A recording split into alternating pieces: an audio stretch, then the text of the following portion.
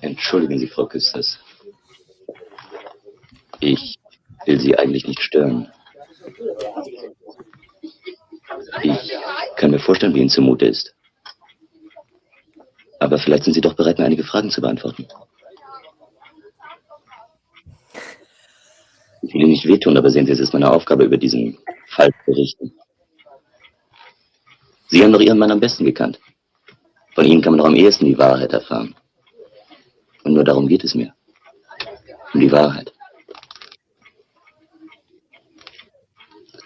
Ja, ich verstehe Sie ja. Sie müssen eben darüber schreiben. Aber heute... Was soll ich denn heute sagen? Mein Kopf ist ganz leer. Ganz leer ist mein Kopf. Tja. Wir haben es auch nicht immer leicht. Aber wenn es heute nicht geht, dann komme ich vielleicht ein andermal wieder. Sagen wir morgen? Um 10? Ja, Sie müssen es ja wohl machen. Dann kommen Sie eben. Danke. Bis morgen.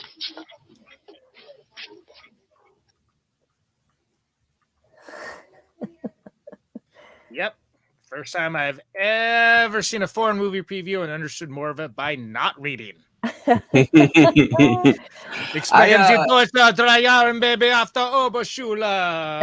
wasn't really a trailer, I guess. I don't know. I looked up trailer and that was the only one that really came up. Well, you know that tablecloth just does not need translation. It just says Pizza Hut. Mr. Gorbachev, tear down that cloth. Anyway, I've been trying to learn French, so that was actually kind of interesting, like knowing what the conversation was and then trying to read the French along with. There you go. Yeah, and I wonder how much the English translations really came through, right? Like throughout the movie. I mean, it's a lot of kind of Marxist, like technical. I mean, a lot of it's kind of pseudo babble because they're not really in any kind of position of power. So, like, you know, as the German Communist Party stands up and kind of is like, we're going to take the factories, we're going to go in there, we got to talk to everybody, we're going to tell all the workers to unite. It's kind of like, I don't know. I got the Zizek, like, first as tragedy, then as farce vibes from it, and of course, this movie was the farce side of that. So I definitely want to talk about that in this conversation. But welcome to Movie Night Extravaganza. This is episode 61. Crazy to say that, but we're talking about Werner Fassbinder's Fassbinders. I always want to say Michael Fassbender, but it's not Michael Fassbender. Werner Fassbinder's. Man, before Magneto, he had such a illustrious career. He's still going. So good for his age. But yeah, so we're talking about Mother Kusters Goes to Heaven, or there's another translation, Mother Kusters Trip to Heaven, I guess. That's closer. That's closer to the actual translation. Yeah. Yeah. And it's a oh God, this is, I don't want to start off like this. It's like very boring as to why it's a closer translation, but it is notable that that's a closer translation for anybody that cares. But go ahead. Yeah, it's a way of saying something. It's a real phrase. It's a real Teutonic phrase versus just a bunch of words somebody decided to put together. All right. Well, that is Conan Neutron of Protonic Reversal and Conan Neutron's secret friends, German understander and co-host of this podcast. And the actually part of the podcast. Yeah. Well, actually. Yeah. Of course, I'm also joined by Jay Underworld. You know, the Pizza Hut tablecloth guy replaced Michael Gorbachev as the as the Pizza Hut spokesman, I think. So it was right up there with the time Ringo reunited the monkeys. We're all very excited about it. Yeah, and I will say my 6 weeks of German I took in 6th grade really paid off of watching this film.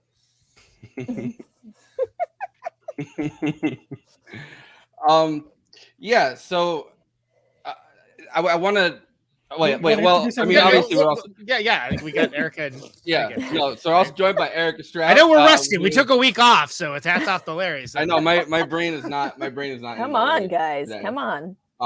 No, I had a question for Andy about the German part of it. Like, how much German I got a lot cinema of questions for Andy. Yeah, well, I'll get it. I'll ask that after this, I guess. Well, we're also joined by Erica Strout, frequent co-host. You know, she's in Conan, Neutron, The Secret Friend. She's a filmmaker. You know, just has been on pretty much every episode lately. Thank you for having me back. It's always fun with you guys. What a great intro! I think we need to be thanking you at this point for how often you're on these channels lately. Yeah, I'm ready for my royalties to start coming in. You and me both, sister. And I'm very excited that we're also joined by Meagan Day, associate editor at Jacobin, the co-author of Bigger Than Bernie with Micah, as well as the author of a recent piece in Jacobin. Well, recent is in like a few months ago, right? It's been a couple months since it originally came out. Has it even been a month? Like it came out in print a few months ago. I mean, like maybe late summer, and then it came out at the beginning of the year online. That's right. Okay. The piece is Fassbinder and the Red Army faction. I will pull it up, but yeah. So Conan originally saw you tweet out the piece and was very excited to talk about Fassbinder and German cinema, and yeah, I you know, going around, I guess, is this everybody's first time watching this, or, you know, first? I mean, I'm sure it's not for you, Meagan, but, you know, like, how did you get introduced to this? Apparently. What? She's used the article. She didn't watch the movie, but wrote an article about it. I've never seen it. You guys will have to tell me how it is. Yeah. Let me know you like it. Let me know if it's any good. So I'm sorry. You're asking everyone if they've seen it before? Yeah, like, you know, I mean, I've seen other movies of his, and I especially love World on a Wire. That's like one of my favorites. Every movie I've seen from him, I've really liked. This was not one of them, though, so I was excited to watch it. So I watched it for the show, and by watched it for the show, I mean I did it last night. Finally, because I've had like no time whatsoever. But I enjoyed it, yeah. But I like the man's work. I like his other films. He also.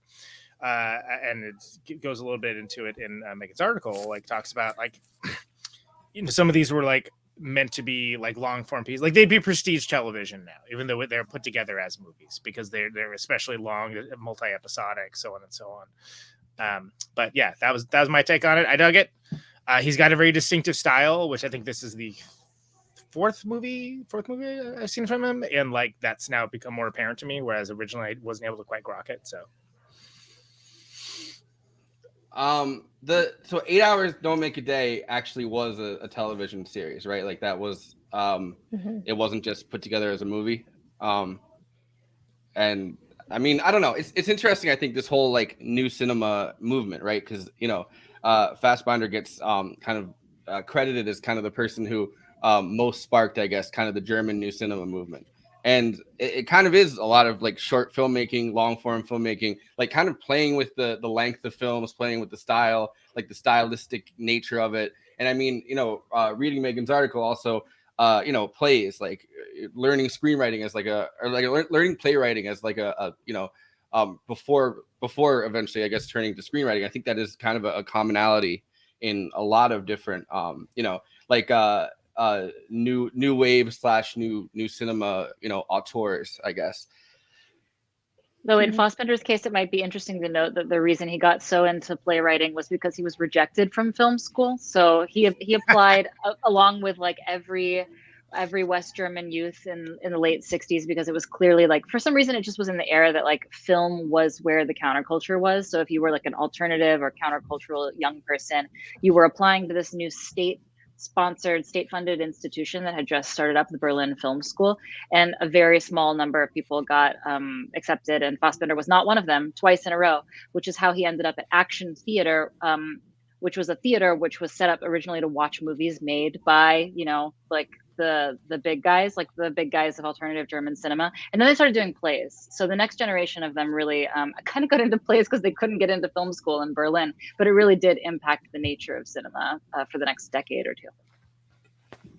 And it's interesting that, like, you know, the partition, I guess, of Berlin really kind of crushes a lot of these ideas of like leftist thought, you know, like communist thought. Like I was listening to Daniel Bessner doing a podcast recently talking about like the SPD, like the Social Democrats who originally kind of were in power at the end of World War I in Germany. I mean, they kind of coalesced into that, and then kind of betrayed. I mean, during the course of the war, kind of betrayed the idea of like international revolution.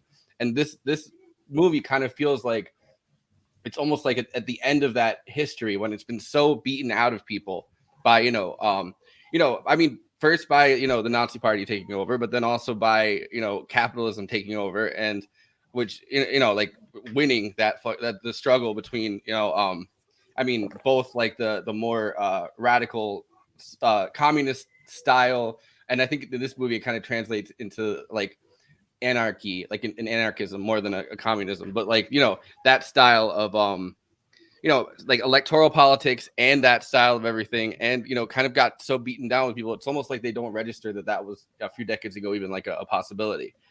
The only people that really are able to recognize it are kind of the more bourgeois, like people that have like inherited a bunch of wealth, which goes into like the the professionalization, I guess, of all leftist politics under the system, because who can really afford to educate themselves and just kind of have enough leisure to just kind of sit around talking about how they wish communism was around and like they could win some elections. Like obviously it's someone that like inherited money.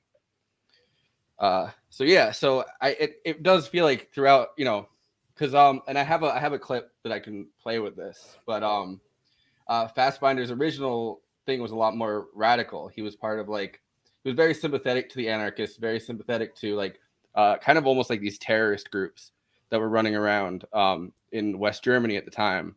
And like a lot of them were like, it kind of mirrors like the Weather Underground kind of, but that kind of politics. Well, he was friends with them, which is kind of the point that I was making in the article. And I think that he's actually grown disillusioned with them by the time he makes this movie. And I think that this movie in some sense is a lament for like their lost promise. He said later that despite being disillusioned with them, he actually really admired them, and he identified with what he called their oversensitive despair. Like he thought that there was something kind of like tender about the story of their waywardness, but he did actually think they were ultimately kind of dumb, and I think it does come through in this movie. Yeah. So this is the clip kind of talking about the background of this, I guess. And this is from the documentary that I was talking about, I guess before the show started, but so. Im selben Zeitraum wird das Verhältnis zwischen dem Baader-Meinhof-Terrorismus und der westdeutschen Gesellschaft zugespitzt. Fassbinder ringt lange damit, wie diesen Konflikt darstellen kann. Man muss sich schon vorstellen, sich so, selbst mit den Mitteln der Gesellschaft, aber sich trotzdem auch mit diesen Mitteln so außerhalb der Gesellschaft zu begeben und wirklich das Leben, die Freiheit aufs Spiel zu setzen. Da gehört schon eine ganz gehörige Portion Verzweiflung dazu. Die Kraft, die diese Leute hatten, sind ja durch die Bank eigentlich unheimlich kluge Leute, die sind ja weiß Gott nicht dumm, ne? Die sind damals eine intellektuelle Potenz und haben diesen sensibilisierten Grad von Verzweiflung. Ich weiß nicht, wie sie den wirklich einsetzen, wie sie das beides einsetzen könnten und könnten konstruktiv arbeiten. Ich weiß es nicht, weil ihnen das eben nicht gelungen ist. Darum sind sie ja zu diesen Wahnsinnsmethoden gegriffen, weil sie trotz Kraft und trotz Sensibilität und trotz allem, was sie zur Verfügung hatten, ist ja nichts vorwärts gegangen. Ne? Ich meine, sie haben natürlich eine unheimliche Ungeduld gehabt. Sie haben gedacht, die Revolution müsste von heute auf morgen passieren und geschehen. Und weil es so wahnsinnig langsam gegangen ist, also für sie haben sie halt, man muss da wirklich in Jahrhunderten rechnen, und die haben halt mit einem Jahrzehnt gerechnet, ne, und haben gesehen, nix ist passiert, was weiß ich, wie viele Leute auf die Straße gegangen sind, demonstriert haben, und sie haben wirklich das Gefühl gehabt, es ist eine Volksbewegung, ne, und dann hat sich herausgestellt, es war gar keine.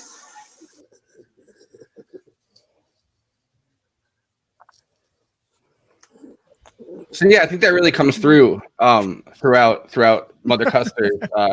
Goes to heaven. Like the idea that kind of What's funny? No, I'm not letting nothing at all. Nothing, no, I want to know. I want to join in.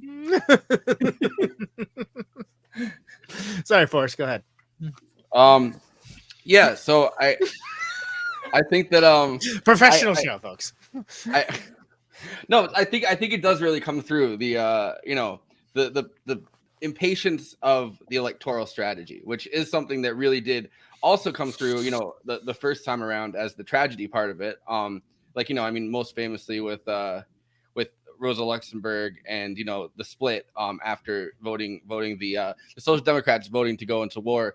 And there's a really that Kramer meme's been going around, and there's a really amazing one that it took me a really long time to track down today, but when it first came out, it was a picture The one of about all of them. armies, right? Yeah, it was no, but it was a picture of all of them voting to go into war, and it says and it's like international betrayal, Jerry. But but like that kind of that moment and that impatience. And do you really take that electoral strategy? Do you just kind of slowly build power over time? And and sometimes get completely crushed. Like you saw that in the US with Eugene Debs, like building, a socialist movement over time up until kind of World War I, when he got thrown into prison along with, both anarchists and the socialist, like labor leaders and pretty much everybody else that opposed the war? Or do you kind of go along to get along? Actually, in the case of the Social Democrats, gain power, but then kind of, completely fuck everybody else over with the Freikorps and stuff like that. Literally right after that, like anytime anyone was like, hey, we should probably keep doing this revolution, they were like, no, we're in power now. Like, so how do you really come up with that strategy? And it seems like in this movie, it's the farce element. It's like they're not gonna get any kind of power anyway. So it's like, you can stand in a room and like preach to a bunch of people that are in the party, or you can turn around and either take your gun into the demand all the political prisoners get released, which isn't going to do anything either. You know what I mean? Like they're just going to find a way to take out the fucking car with probably both prisoners in it, like because and that's but like the back half of this movie is just that, a farce. Like I feel like the first half is pretty serious, and then like the back half is sort of like he's like, hey, like this is something that's like worth mocking, because like this is how ridiculous you guys are. And I think it was Meagan, happening. Your article is great at kind of like showing the context for that, Meagan. Please, the context I think is important because it was actually happening in German society at that point. So the people that Fassbinder had met at Action Theater, this like theater that he was a part of in Munich, it's arguable that Fassbinder himself had a role to play in like the first terrorist action among the West German student movement, because his like friend / competitor who ran the theater, Horst Sonlein, apparently suspected that Fassbinder was having an affair with Sonlein's wife. He got really angry and he smashed up the theater, and then he went off brooding and got a lot closer to two other people who were known to come around the theater, Gudrun Enslin and Andreas Bader. You'll recognize the name Andreas Bader from the Bader-Meinhof gang. Like these were the actual people who then eventually became the people that we're talking about, the West German left-wing terrorists. So Sonlein goes off with them, and they actually make a bomb in Sonlein's apartment that they use to bomb some department stores in Frankfurt, which prior to this, the student movement had been a relatively peaceful, mass action oriented student movement. It was led by this guy, Rudi Deutschke, who actually coined the phrase long march through the institutions, which you sometimes hear leftists say. So that was their orientation. But there was an assassination attempt on him, and it really actually took him out. It gave him a debilitating brain injury from which he later died. So my point being that there was this like really sharp turn in the West German left. And it happened not long before this movie was made. This movie was made maybe 3 or 4 years after that sharp turn. And Fassbinder witnessed that turn, and like I said, it's arguable that he had a role to play in that turn for personal and not political reasons, but he had like a front row seat to that turn away from mass politics and toward like vigilantism and guerrilla warfare. Yeah, and it's kind of an interesting time period in that, I think that in the US, obviously it never really took off because there's never like we're so strapped by the Cold War that like any thought that anything kind of even vaguely progressive could happen here for decades after even still like kind of is a far-fetched dream. But like somewhere like Germany where they really did have first Marx coming from there, and then kind of like at least nominally socialist government for a little bit before, fascists kind of won that struggle. Like it's more of a, it seems like almost more of a possibility. But then, it's happening across Europe at the same time during the 70s. But like neoliberalism wins out. Like, and it seems like by that point, globalization has like the idea that even like a nation state kind of could, that could fight back in that way kind of is completely stripped away, because you can just kind of send the jobs off to just anywhere else. Like we're now a fully globalized world system. Like it's kind of too late in that sense. So it seems like this movie is kind of doing kind of the primal scream and completely understands that that's where they are. Like completely understands that like this is that moment of crisis. Like this is that moment of crisis, but all mechanisms to kind of flesh that out, or all mechanisms to kind of jump on it because it's happening so fast, are null. I feel the exact same way, and that was the argument that I was trying to present. So this is some important backstory also for the movie. So when it was made and then it was shown, it was originally screened in a room full of, the kinds of people that are like kind of parodied in the film, like in selection. Yeah, exactly. The DSA of the time, they're college educated radicals and so on and so forth. Some of them were journalists, some of them were students, so on. And they hated it. They were really mad. They booed and jeered, and apparently it had to be stopped before it was finished, though I think it was later finished that evening. But there were some interruptions. And he got really angry during a Q&A when they were yelling at him. And so then he snapped at them and said, all leftists are idiots. And some people took that, basically they were accusing him of being reactionary. Then he said that leftists were idiots. And so they kind of walked out of that room being like, Fassbinder's made a reactionary turn. He's moving toward the right. That was what people got from this movie. If you watch it closely, I think that Forrest is right. I mean, this movie is about how the two predominant strategies for the left have both reached a dead end at the moment of neoliberalism's beginning. One is the electoral strategy, which is failing because the left-wing parties are too small and they're not connected to the working class. So they're irrelevant and they don't have any power. The other one is this like terroristic vigilante or urban guerrilla warfare strategy, which is failing because everyone hates it and it's frightening and it doesn't connect with people. And so he's basically saying this is the bind we're in. Our strategies aren't working and we're about to get completely swallowed by whatever's coming next. He doesn't know what it's going to look like, but it's really a lament. So when he says all leftists are idiots, he doesn't mean I'm right wing. He means our project is in really deep trouble. And it turns out that he's completely right. I mean, this is the exact moment when neoliberalism begins. I mean, what year did this come out? We usually date 75.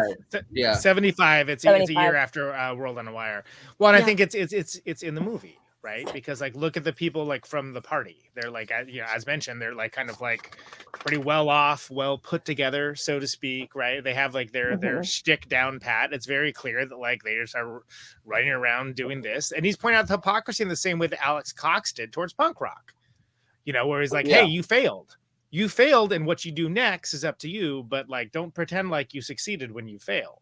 And I feel like it came from it does feel exactly like that, like the healthy anarchy. Like we could have had healthy anarchy quote in Sid and Nancy. Like it does feel a lot that same kind of energy coming from this movie, and not seen in this movie, but sorry, I interrupted Conan. I was just gonna say, but if it didn't deeply affect him, if he didn't care about it, then it wouldn't have meant as much. And I think the same holds true here as well. And I think that's the article. That's it. That was all I wanted to tag that with. I do want to hear from Erica at some point too. But yeah, dudes go. No, I did just want to kind of jump off the fact that this is right around the time Bowie left America with Iggy Pop to go to West Germany, the heroin capital of Europe, to kick heroin. And as you do, but like there's a certain alienation, and like heroin, was the drug that kind of destroyed the punk rock movement too. So there is a certain kind of parallel that probably heroin was a big factor, I would imagine, in the the destruction of the alienation that was seen in this movie, because I think this movie really does portray alienation quite nicely, even though it's parodying stuff, but you know what I'm saying. Oh, and so one thing I want to say just real quick is that it's very clear they need a like working class person to like kind of rally behind, like to like recruit, basically, to make it real for people and more than just like a fashion statement. And I think that's about where it starts turning into like a farce, like after that. And a martyr. I mean, I think it's kind of almost like martyr, they're going through the motions of, like every kind of leftist movement at the beginning of it has a martyr. Like, we need a martyr. Why don't we pick this guy? Who I don't necessarily think is like he did go in and just kind of shoot his boss and then himself. Like, yeah, I mean, they apply a bunch of retroactive continuity to him that makes him sound like he was like a revolutionary, and it's like, okay, maybe. Yeah, Erica, what do you think about all that? Andy, shut up. Okay. All love. Well, I know that around this time, it was in America, at least, a lot of the socialist movement was wrapped up in civil rights with the Black Panther Party too. So like, I think America had that complicating factor, but I don't know. I tried my best to, as somebody who has not studied world politics much in my life, I tried to learn too much too fast, and I think I got overwhelmed. So, Meagan, I really did enjoy your article. That was very helpful, though. I think I don't know, for me, like, I think my bigger takeaways were seeing his like consistent theme of like people being exploited and like by their feeling, like people using other people's feelings to exploit them. And I see this very much in this theme as well, like in this movie. Yeah, I actually think that's a really good point. I did not put that in the article, but I agree with that analysis, because I would say that Fassbinder certainly had a sophisticated materialist understanding of the world, but that doesn't mean that I can't speak for the man, but from what I've seen of his work, I think that he thinks that the world of human emotions matters just as much as the material world, right? And that people can be exploited in multiple ways. And it's interesting in Mother Kusters because it does seem like in the service of what they believe to be ending exploitation materially, these like disempowered sectarian communists end up exploiting this poor woman emotionally. So he's kind of playing with like multiple or competing forms of exploitation in the film, for sure. And I think that, I think it's really important that it's a German film specifically, and he's a German filmmaker. I was raised by, like my family moved to New Paltz, where I live still, when I was a kid, because my grandma was here, and she had kind of, after World War II, had left Berlin and, kind of just dipped and dipped on her family that was still there too, like including a daughter, and kind of just decided to start over again with my grandfather in America. And he was he was an American soldier, and there really was, Berlin after World War II was not a good place to be. Like by any stretch of the imagination, like, they had so many strictures on what you could do. So, but the idea of like emotions, I think German culture in general is very unemotional. Like, it's beat into them as kids, you know what I mean? Like the discipline is outrageous there. Like, like as a kid that was, American, but like being like somewhat raised by like a German grandmother, like when my brother and I would like cry or something, she'd like mock us. And because, you're not supposed to cry. Like you're a man, you're not supposed to cry. That emotion is like weakness. And like, we don't see it that way here. As much, at least not in the same way. Like not in the way that like, it really is something that you're like not allowed to do at all. So I think that this movie spoke to me because kind of the way that they're beaten down, kind of everybody in the working class, like it goes into the capitalist system very, very easily. Like just kind of going along to get along, like everyone's kind of just having a nice conversation. There's no like, they don't feel like there's a deep emotional bond in this family necessarily. Like they're kind of just going along with it because that's kind of just what you do. And it's very Teutonic. You're right. It's like culturally like that's the cultural norm. Whereas his movies all in their way have a deep emotional connection, even if it's like just betrayal and manipulation. Like he's to the point that he was often at war with his actors because he thought that he wasn't getting like the correct thing out of them, or like he had a different vision for it, or this and that. But the guy was, you can say lots of things about him, but he is full of feeling. He's also usually full of Full of barbiturates and feeling, cocaine. yeah. But, you know. I think also But, his upbringing was really unique. Helps channel those feelings, you know? Yeah. Pushes to the top. His upbringing also was very unique because, and this is important because like he's able to speak, and I'm sorry, there's a dog in the background. Apologies.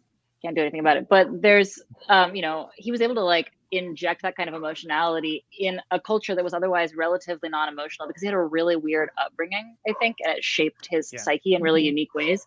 So his parents were just eccentrics.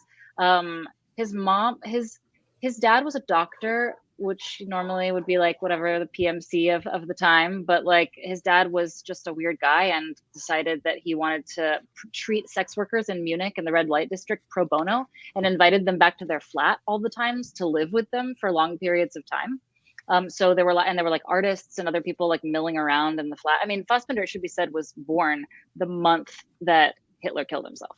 So like he was born into this like he was born into this insane world that was like yet to be made, you know. That was very chaotic. Very chaotic, and his parents really reflected that chaos. I mean, they were probably eccentric people before the war, but since they had no stability, you know, during the war, I think that it really exaggerated their eccentricities. And his mother was both mentally and physically ill and was institutionalized for long periods of time. And so his dad would be like off doing whatever, and his dad left at a certain point, left the house, left the family, and his mom would be institutionalized, and there'd be random people in the house. And his biographer says that he wasn't entirely sure who his parents were at any given point. Like he wasn't sure who his mom and dad were. And his mother actually was very open about the fact that she had sort of neglected him. And her reasoning was that she felt that Hitler had been the father to the nation. And when she realized what a farce that was, she felt that she was unable to parent anyone. That parenting itself was like no masters, wrong. no bedtime. Yeah, and so that could have really fucked him up, and arguably it did really fuck him up. I mean, he was a person who was given to violence. He had a lot of temper tantrums. He was in his drug issues. He died when he was like 38 from a drug overdose. So yeah, it fucked him up, but it also produced just a very odd sensibility that was very unique, and I think allowed him to penetrate into the emotional experience of being a post-war German in a way that his contemporaries probably weren't able to. So I think that's something we don't really think about that much. Is when we talk about that time period, it's so much more talked about and thought about, like what happened to the people who were literally killed and persecuted, and not so much think about, well, what about the people who weren't being sent to camps, like the people who weren't being murdered? Like, how were they affected by it? And like, what were they, how were they being manipulated by the propaganda that they got from their government? And then like, how did they process all that? Have you ever listened to Schwarzenegger talk about his father? No. It's really interesting because he kind of opened up about it after Trump came to office, because up to that point, his parents always seemed very, when I was a kid, I read 2 biographies of Arnold Schwarzenegger before I was like 14. So like, I'm no There's way more multiple about ones, huh? Okay. Yeah, no, I know way more about Arnold Schwarzenegger than I really need to, but Is one of them called Get to the Chopper? Because I really hope it is. Sadly, not the ones I read. But the one that came out in 77 that I read first, kind of painted his parents as very supportive of his career. But recently, after Trump came into office, he was kind of discussing like, the parallels of fascism and that kind of stuff. And he actually, the parallels of fascism. His father apparently abused him a lot as a kid, which is part of the reason why he wanted to be strong. And like all of a sudden it's like, oh, this makes a lot of sense about, who he is. And that also makes a lot of sense about, because he talked about the damage that it does to not just the people within the party, but the people who are surrounded by the party. So I thought that was very interesting. This is not a Arnold Schwarzenegger episode. This is a Fassbinder episode. I have a clip of Fassbinder explaining his situation as a child. Oh, better than Schwarzenegger. There you Love go. to hear it. Let's rate whether Andy's explanation was better than this. He looks like Jake Flores, by the way. I think that's really He funny. does kind of like Jake Flores. Yes. That's funny. Jake Flores, play him in the movie. Es ist wahrscheinlich keine Kindheit in dem Sinne von einer Kindheit, wie Truffaut sie erfahren hat als Kindheit. Es ist nicht eine verpasste Kindheit. Es ist eher keine. Haben Sie sich geborgen gefühlt als Kind oder nicht? Nein, würde ich nicht sagen. Ich habe aber auch ein Elternhaus gehabt, in dem sich dieses Problem, sich geborgen zu fühlen, nicht gestellt hat. Also ich habe da keine rechten Vergleichsmöglichkeiten gehabt. Es war nicht so, dass ich ein Elternhaus oder eine Kindheit gehabt hätte, in der ich unter etwas derartigem hätte leiden können. Aber Ihre Eltern sind früh auseinandergegangen. Bei wem sind Sie gewesen? Bei wem haben Sie sich zu Hause gefühlt, wenn man das fragen darf? Bei Ihrem Vater oder bei Ihrer Mutter? Das war ein bisschen schwierig. Ich hab meine Eltern erst sehr spät kennengelernt. Ich bin zwar mit ihnen aufgewachsen, aber das war ein Haushalt, in dem sehr, sehr viele Menschen gelebt haben. Und ich glaube, dass ich als Kind nicht recht, als kleines Kind nicht recht die Möglichkeit hatte, zu unterscheiden, wer nun wer ist und wer nun welche Wertigkeit und Wichtigkeit für mich hat. Als meine Eltern sich scheiden ließen, war ich 6. Da bin ich zu meiner Mutter gekommen. Ich musste dann erst mal lernen, mit einem Menschen speziell mehr zu tun zu haben als mit anderen. Wow. Okay, so not to make this about me, but I also Dog. Sorry. We'll make it about the dog instead. Never mind. Let's focus on what's important here. Yeah, welcome to the dog podcast. Well, considering Audrey jumps into the shot every single other episode that we've done, this is kind of the dog. It's a pet positive podcast. Yeah. Exactly. But Erica probably has one in her lap right now. She certainly did earlier.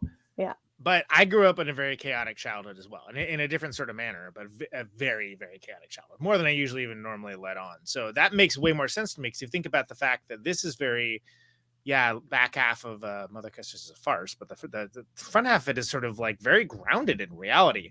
Whereas World on a Wire, which I just won't stop talking about because I just love that movie and I wish more people knew about it. He's been DMing me for the past week about that movie.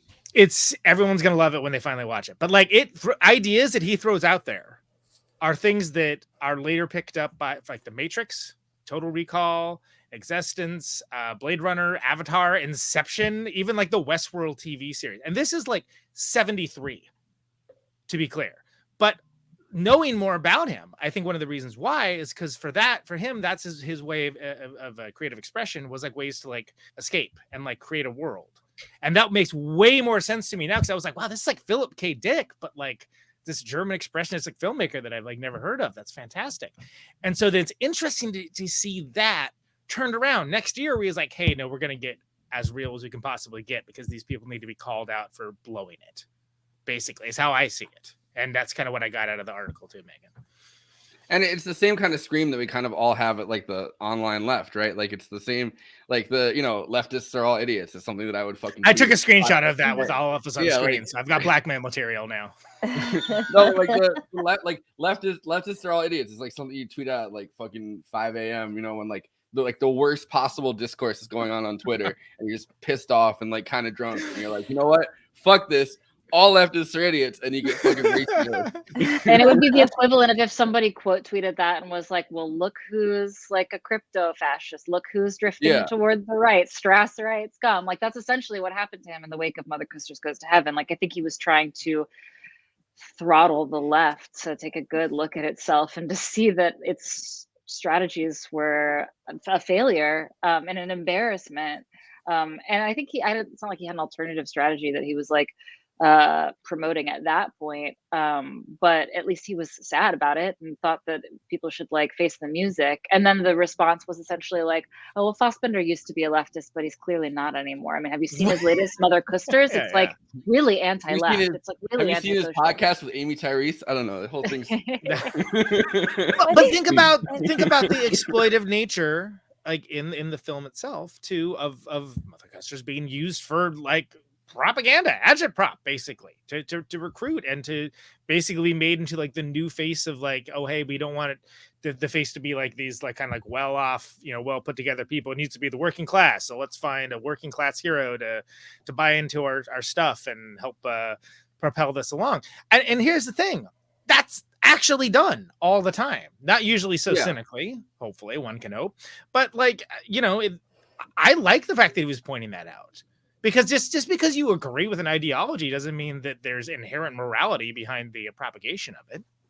I also think that, like, you can't really tell in this movie, but I think at this point he was just kind of like depressed. I think he was also apparently doing a lot of drugs. He was also especially depressed because something else happened, which is that he was accused in like a really similar maneuver. He was accused of anti-Semitism for a movie that he had made where he had basically played with the idea of like inverting oppressor and oppressed. And in this movie, there was a character, and this was based on a book that he hadn't even written, where there's like a Jew who oppresses Germans on purpose as retribution for the Holocaust. And that was so offensive to people to imagine. I mean, it's very recent, after World War II, that he was accused of anti-Semitism, and it was very hurtful to him, actually.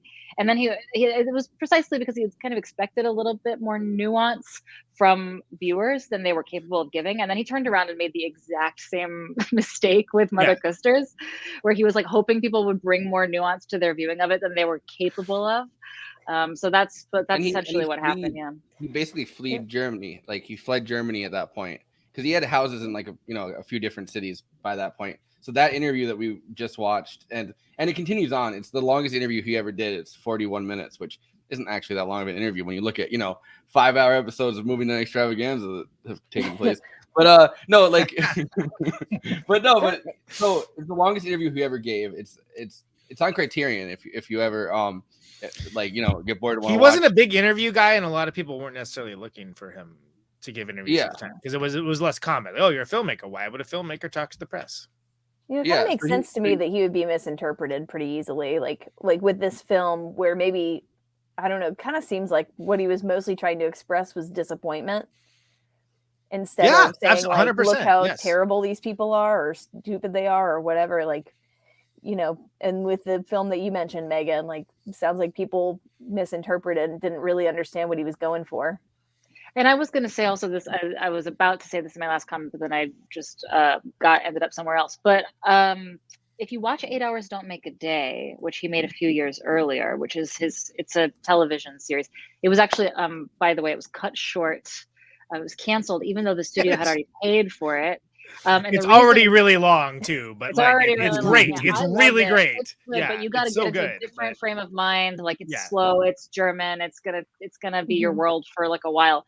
Deliberate. But it would be prestige television today. Sorry to keep interrupting. Yeah, for sure. It's so much more optimistic. I mean, it was a few years earlier. It was so much more optimistic, and it shows what I think is probably Fassbinder's idea about what you actually should do, like the optimistic, proactive imagination about what the left should do, which would be to organize workers in workplaces, not just to sort of isolate like working class spokespeople and prop them up at little sectarian meetings, which is what you see in Mother Kusters, but to actually like organize unions and strike. And 8 Hours Don't Make a Day was supposed to end with a strike scene.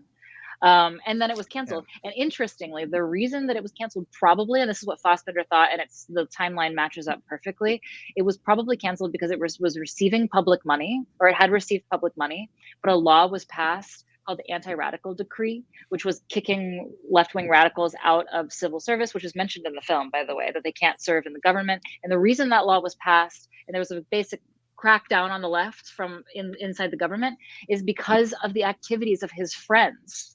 The bottom line, his actual friends that he was like partying with and hanging with. His like the people that he knew were like bombing buildings and stuff, and it like ruined his like movie, which was supposed to say what he thought the left should actually do, which would be to organize workers to like into unions to go on strike. So I think that kind of ties it up pretty neatly. And after that, I think he was just disappointed and frustrated. I mean, I think he didn't really feel like making a movie that actually was didactic about what the next step was. I think he was just kind of lashing out because it was a very frustrating moment in German life. So they didn't even finish filming the whole thing? They didn't even finish filming it, and apparently that it was going to culminate in like a big, beautiful strike scene, and it would have been apparently magnificent, but it never came into being. It's still really, really good. I mean, it's great. You can watch what exists of it, and it's good, and you can tell that it's headed in that direction too. It's like a lot of slow union organizing. I mean, I've never seen anything that shows the mechanics of union organizing, It's like very 8 hours deliberate. make a day. It's very deliberate. And Godfrey John, who also is in Mother Kusters, is in that as well. Who also has.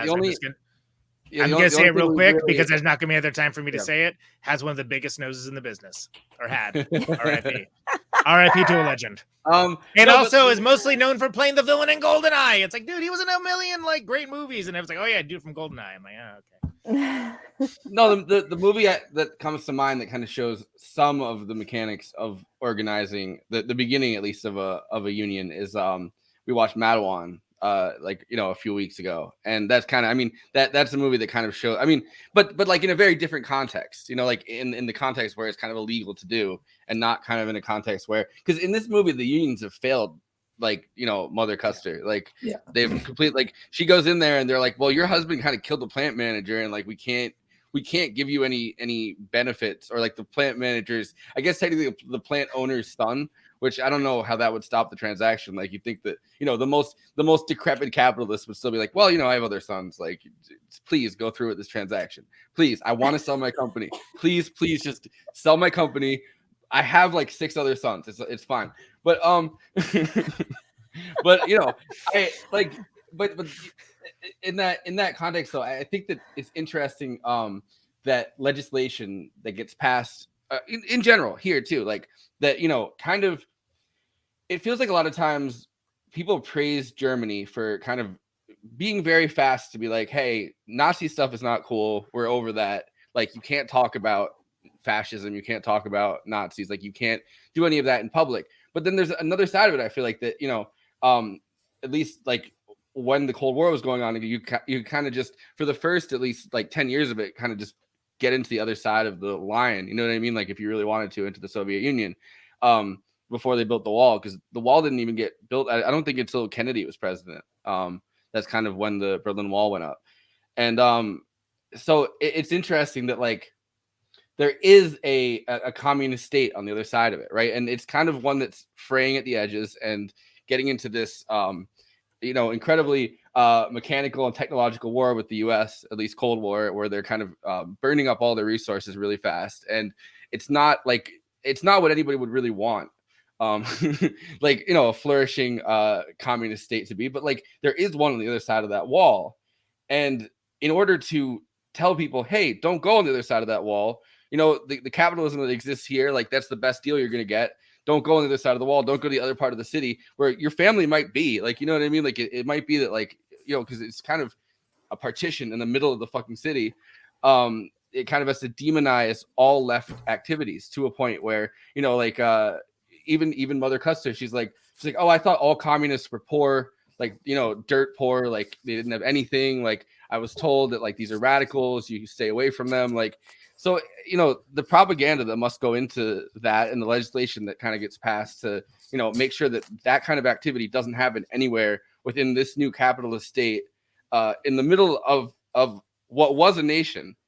You know what I mean? Like, it's kind of, and it was within, to like piggyback off of that, Forrest, I agree with you, and I think it's within that the context of that political repression that the left found itself being more and more marginalized. So like there was in the late 60s a pretty promising youth movement. They had an organization, like the youth wing of the SDS, no relation to the American SDS, but really similar trajectories, actually. Yeah, really. Reading your article and seeing that was like, damn. Well, it is really interesting, because if you know anything about the American SDS, you know that it eventually ended with the weather under. It was like a mass students movement, and on the left was very powerful and promising in a lot of ways, and then it ended with sectarian splits, and then eventually the Weather Underground came out of it and started bombing buildings. And literally at the same time in Germany, there was also an organization called the SDS that had the exact same trajectory, but it was within the context of extreme repression that ended up happening. I mean, it's not just like that,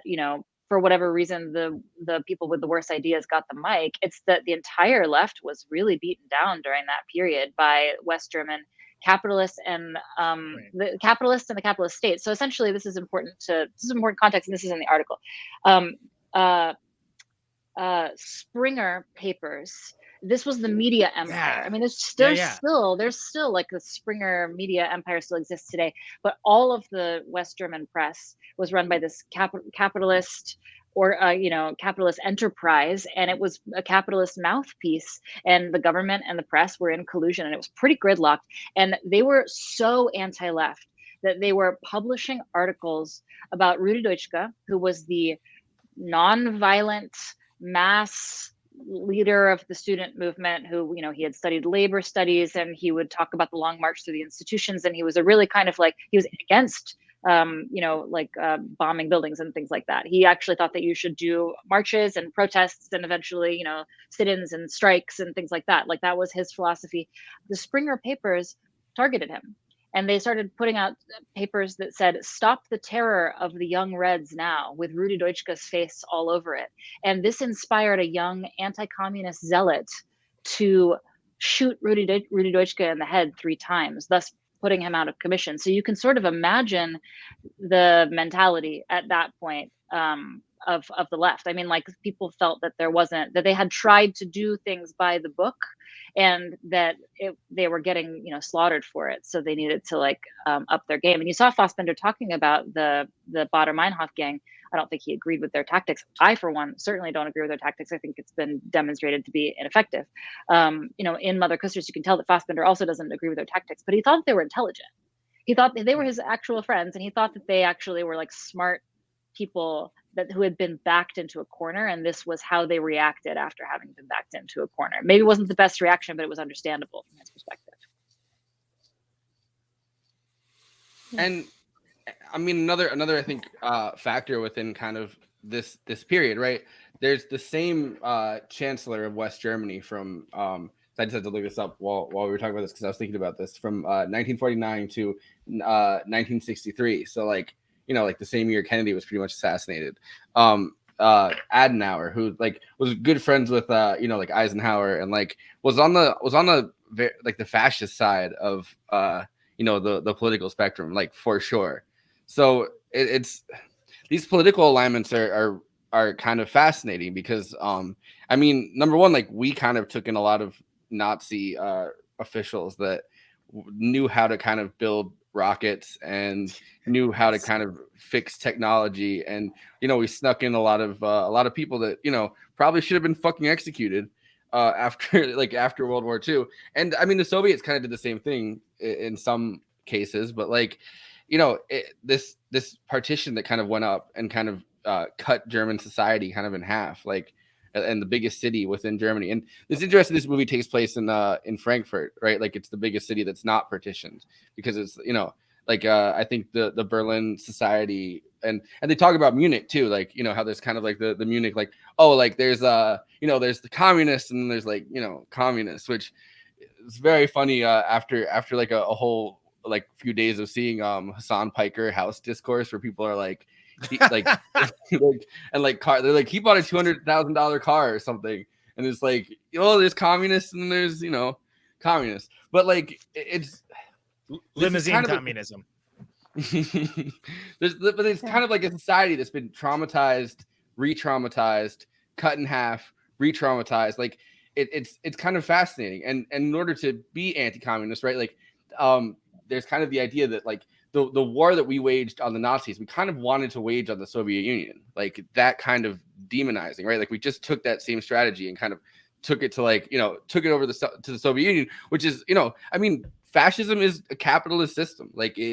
It's right-wing fucking capitalism, and it's incredibly incredibly repressive. It's not what we title liberal democracy, but it still is kind of, they're still using the same economic resources we are.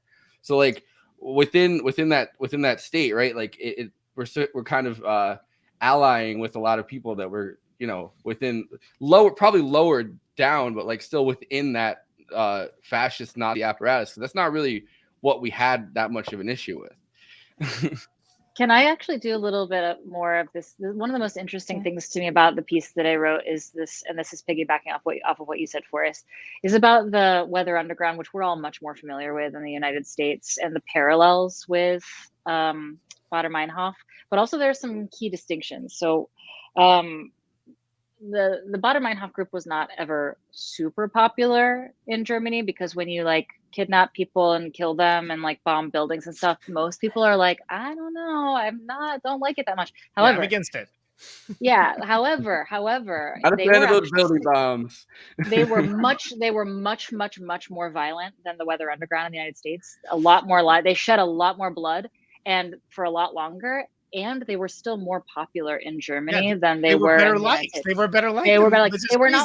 They were not well liked, but it was very interesting because German liberals really kind of like American liberals were like, what the fuck is this Weather Underground bullshit? Like, oh, you guys blew your own selves up in a townhouse in Greenwich Village. Like, boo-hoo, morons. Like, that was the American liberalism's response to the Weather Underground.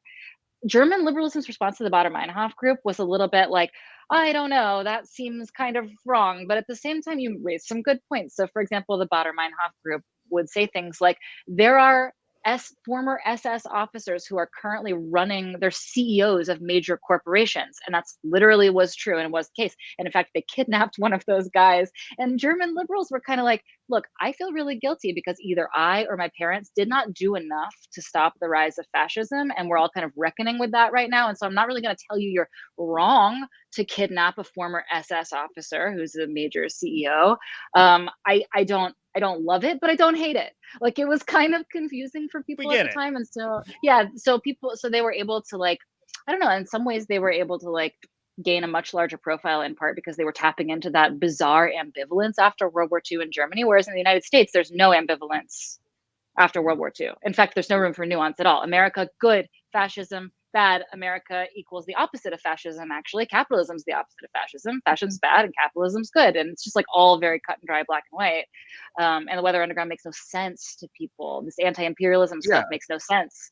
I think a big part of it is that the war wasn't on our soil, right? Like, it's not like, I mean, we still talk about the fact that, you know, planes came and you know, bombed some ships at Pearl Harbor. Like, we still talk about that, like, you know, like almost a century later, and we're like, Pearl Harbor, like, wasn't that fucked up? Like, both World War I and World War II were fought on, you know, within that range of Germany. Like, Berlin was getting bombed every fucking day by both the Americans and the British. Like, and that's like their biggest city. That's like their hub. You know what I mean? Like, just the constant bombardments, I mean, also knowing that there's concentration camps within your society itself, you know, I mean, which apparently we don't care about when it's, you know, immigrants that are getting put into concentration camps. We kind of also have a similar apparatus happening right now. Only used as a cudgel for political expediency to get a moderate in.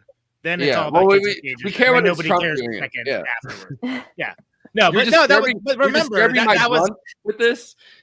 but I'm specifically talking about something, Forrest, where like they talked about why you can't vote for Sanders. Well, there's kids in cages, so we can't afford to take the chance. Literally, that was I don't know if I heard that everywhere. That was all over Wisconsin. Like, and I was like, cool. That better be the first thing that happens then. And I knew it wasn't.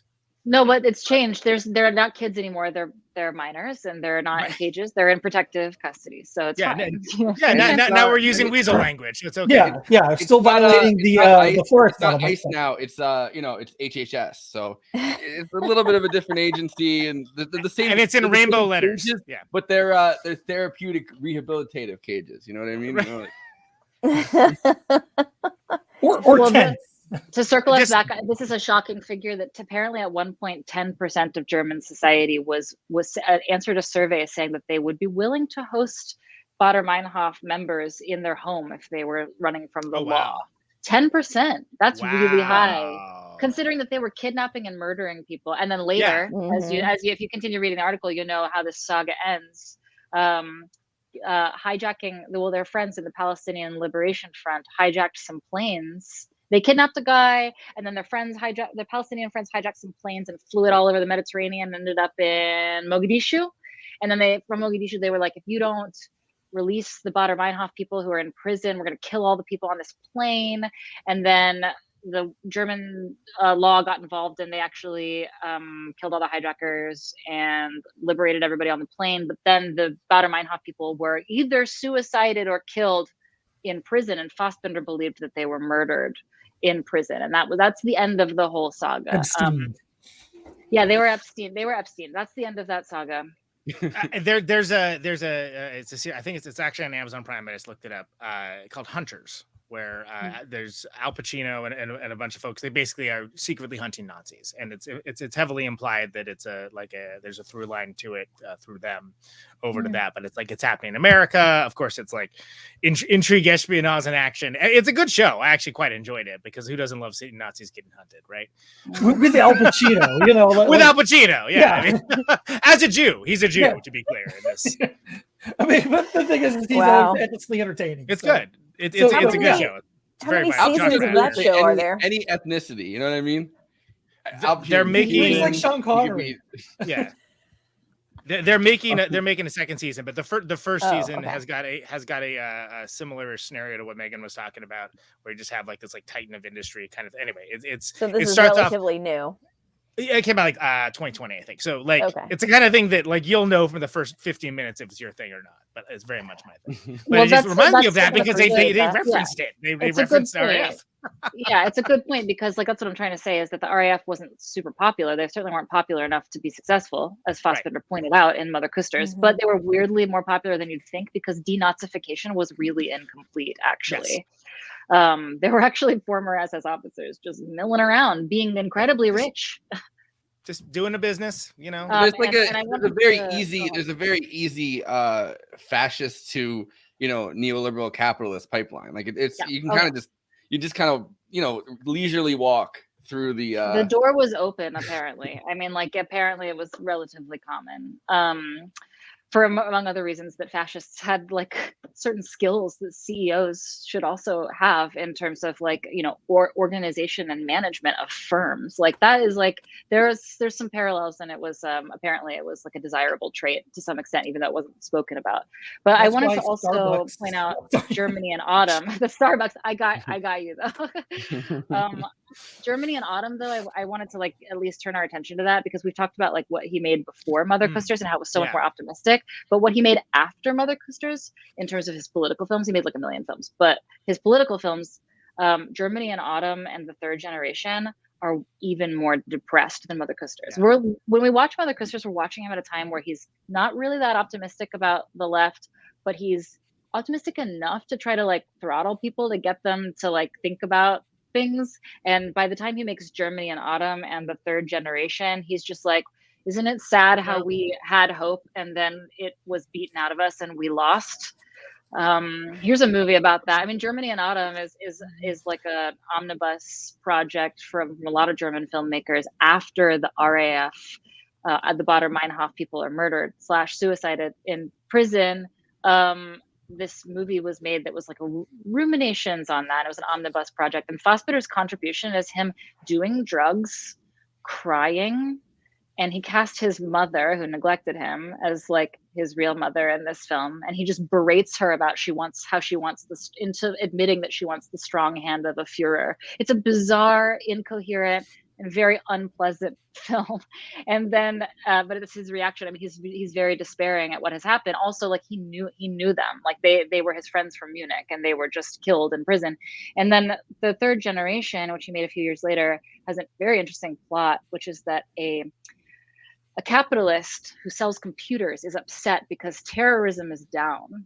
And so because of that, the police are not buying his product, which is computers, to surveil and catch the terrorists. And so the capitalist decides that he's going to infiltrate a nihilistic little group of like drug addicted, like leftist hipsters and try to convince them to do terrorism acts so that the police will buy more computers to surveil them.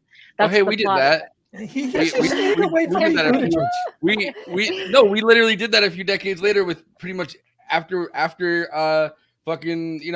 after 9/11 happened, pretty much every foiled terrorist plot after that was like, no, this was entrapment. This was like FBI. It's kind of crazy that he called it in like 78, that he like saw that on the horizon. I mean, it was supposed to be a satire, but it also ended up being literally what happened, as you said, Forrest. And I wouldn't even recommend watching The Third Generation because I think it's very too depressing to watch. I started it and I was like, nope, I'm out. It's clearly a man who's falling apart. I mean, he didn't live that much longer, to be honest, and he was very sad. And like one thing that really kind of got me about Third Generation is that there's all this non-diegetic, or there's all this diegetic sound in the background, like television's playing in the background. It's actually kind of hard to listen to.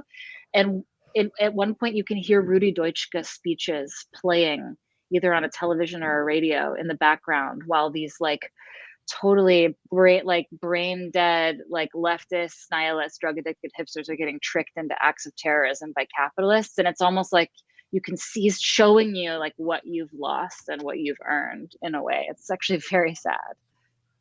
Wow. Well, sounds like yeah. cocaine fueled despair.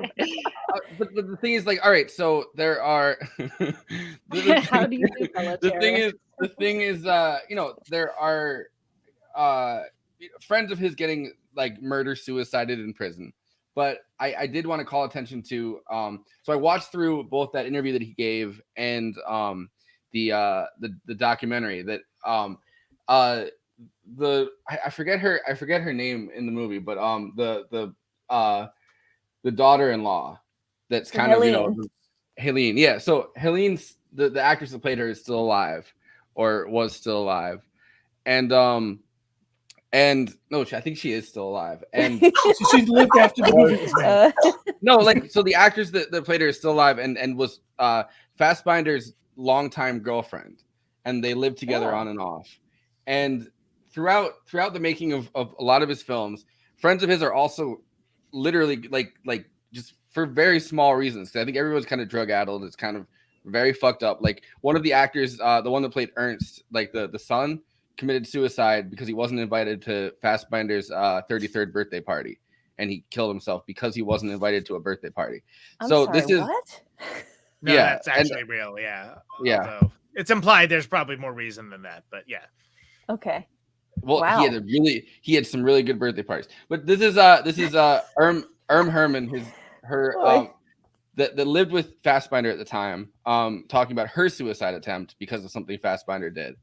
And then I also have a clip about the guy that committed suicide because he wasn't invited to his third birthday party. But this kind of shows you how you know, how much death and how much you know, depression and kind of like the fragile mental state, I guess, you know, how tenuous it was with everybody kind of in his circle. Is that Irmgard Hermann, by the way, is her name. Irmgard, great name. Ein Punkt, wo kein Geld war, und hat gesagt, dann gehe ich. Ja, ich gehe, mach was du willst, ich hau jetzt ab, ich gehe. Und das war für mich so ein Schock, weil ich das für bare Münze gehalten habe. Es war für mich so ein großer Schock, dass ich aus einem früheren persönlichen Grund heraus hatte ich 50 Schlaftabletten gebunkert. Und die habe ich alle geschluckt, ja. und habe ich hatte einen großen weißen Tisch, viereckig, so aus einer Plastikplatte, habe ich mit Lippenstift draufgeschrieben, ich habe ihn so geliebt. Ja, mit Lippenstift. Ich habe ihn so geliebt. Und dann habe ich diese Tabletten geschluckt und bin wirklich ins Koma gefallen. Und ich weiß nicht, er muss wohl einen Schlüssel gehabt haben, noch von der Wohnung, von diesem kleinen Apartment. Das war ja nur 18 Quadratmeter groß, war ja winzig. Wow. Und er ist wohl am nächsten Tag gekommen und da hat man mich unheimlich verhauen, ja, damit ich aufwache. Weil ich habe das noch Wochen gespürt, weil ich solche Prellungen hatte da hier. Aber ich bin nicht aufgewacht, weil ich einfach schon fast tot war. Und wie ich dann ins Krankenhaus gekommen bin, das weiß ich natürlich alles nicht. Da haben die mir den Magen ausgepumpt und er kam dann am nächsten Tag und dann bin ich wieder nach Hause. So war das. Damn. I actually don't think that those are the only two Fassbinder-induced suicides or suicide attempts. I actually think he left a trail of such things for a variety of reasons. One, the milieu that they were in and the amount of drugs and depression in general. Two, Fassbinder's special qualities, which made him incredibly talented and very unique, were I think tied to some very bad qualities. I think he had a tendency to be verbally abusive to people. I think he was very like he was a very seductive person in a lot of ways, but he was had a horrible temper and was just like kind of always like manic or hypomanic.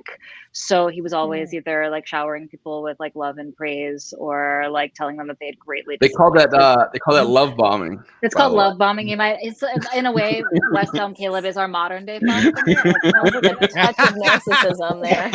Yeah. Yeah. I mean, like, you know, like I tried in the article to simply evoke the possibility that such aspects of his personality were part of the story without focusing on them too much, because I wanted to talk about Fassbinder and politics, which I've never seen anybody do really, actually, to the extent that I did in the article. I thought maybe we should. That's one of the reasons I was so psyched to see it. I was like, oh my God, this is awesome. Yeah. Because I was surprised it didn't exist. I mean, like, I honestly thought that it would have existed, especially after I watched 8 Hours Don't Make a Day. I was like, well, surely someone's like written the treatise on this. No, apparently not, because in part because people are actually quite fascinated by Fassbinder's personality and his personal relations with people. And you know what? There's a lot out there that you can read on that, and it's all very complicated, and it won't necessarily make you like him a lot more, but I recommend, if you're interested in it, going and looking it up. Well, you know what? Fassbinder doesn't owe you anything. That's what I say. He's not here to educate you.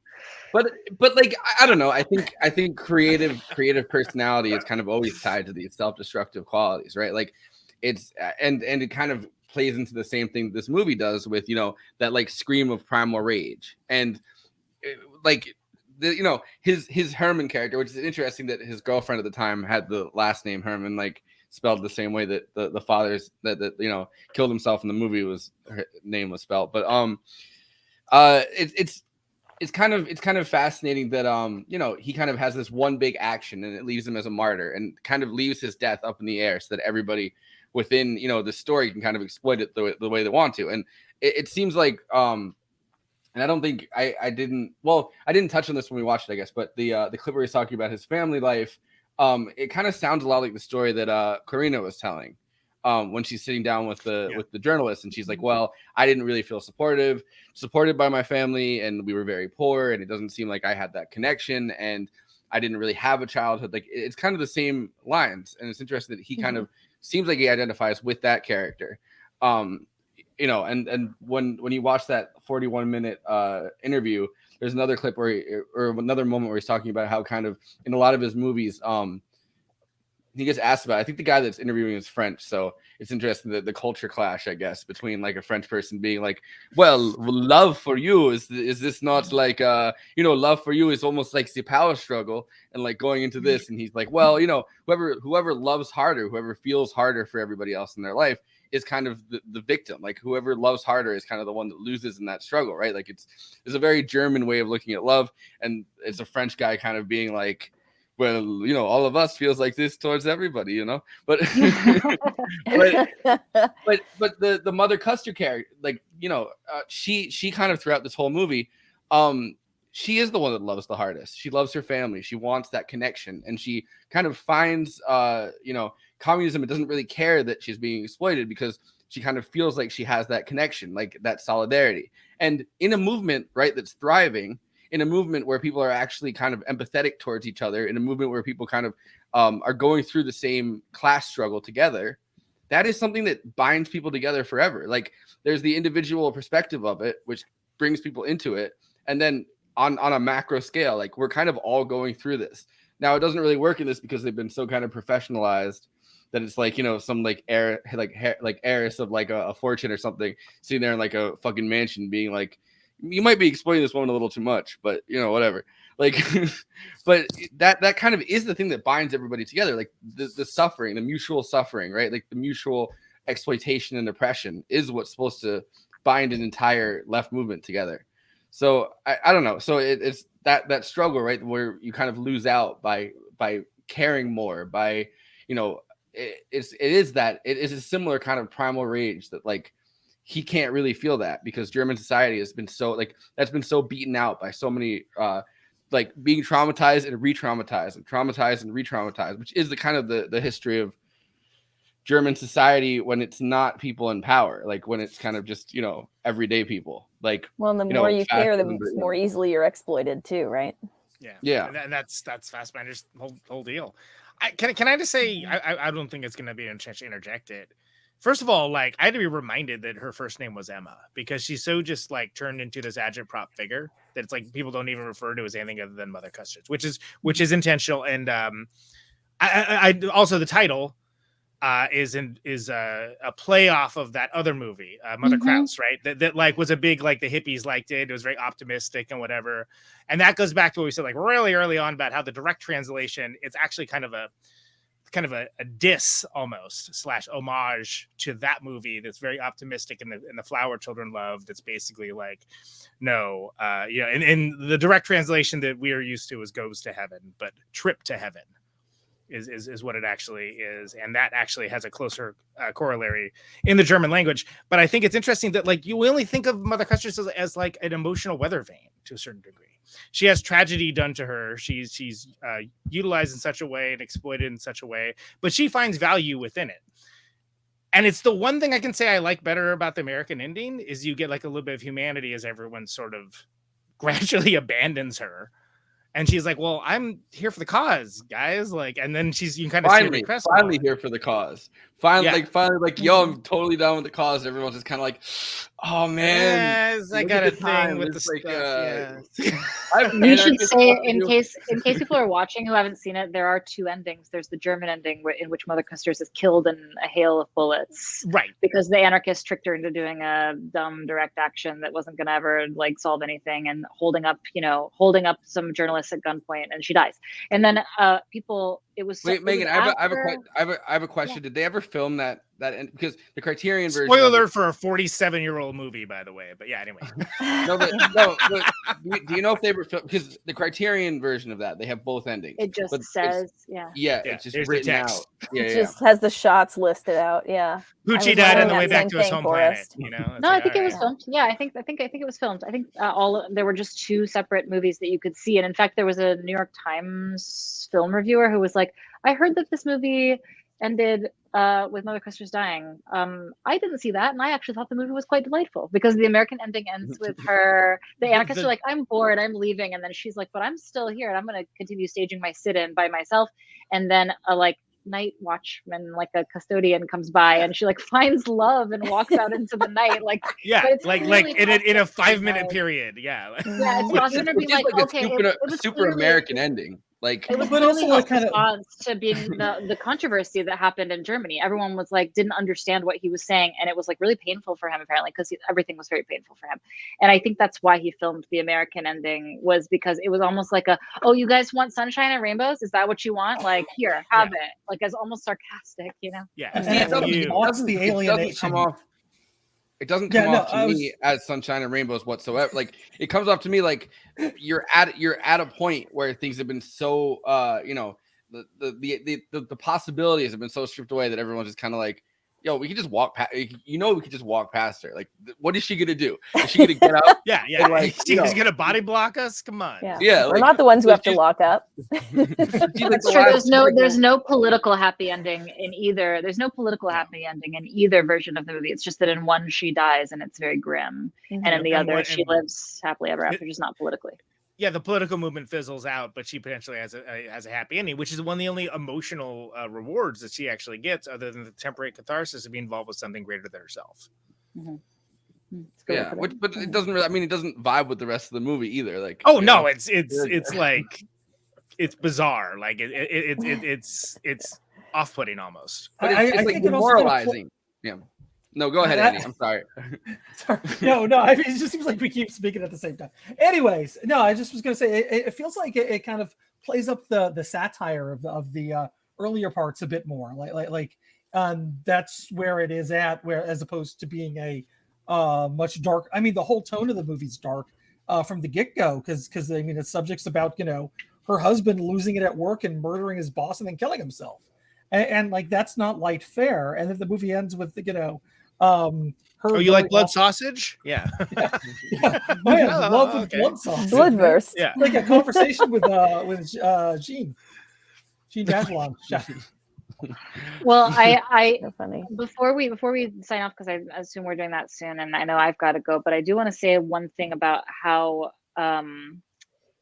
about just like a touching detail that is also maybe interesting for us to consider in terms of Fassbinder's political evolution, which is that when he died at, I think, at the age of 38 from a polysubstance overdose. Yeah. And I don't know if anybody even knew that he was working on it, but around his body apparently were found notes for a film that he wanted to make. And the film was going to be called Rosa L, and it was going to be about the life of Rosa Luxemburg. And I really wonder what that would have been like, considering how politically depressed he was. It almost makes me wonder if there's I don't know. It could have been the grimmest. It could have been like, it could have been like the third generation on like steroids. Like, here was the actual revolutionary moment.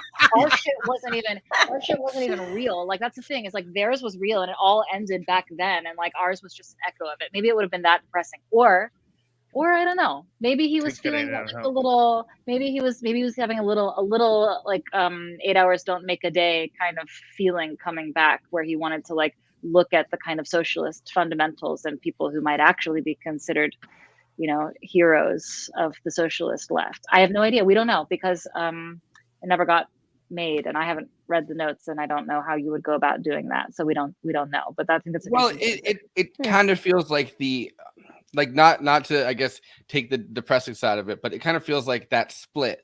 And then Meagan, I'll let you go after this. I don't know.